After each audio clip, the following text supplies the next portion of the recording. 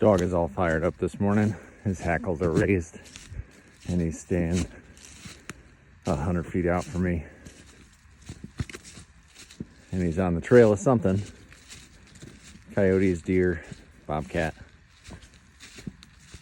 All out and about this time of year. But hello from the woods. It is Monday. It is Thanksgiving week. It is beautiful outside. And I hope whatever your plans are, they're fun. And they involve some family and togetherness, some gratitude, some reflection, and full bellies. All right, talk to you soon.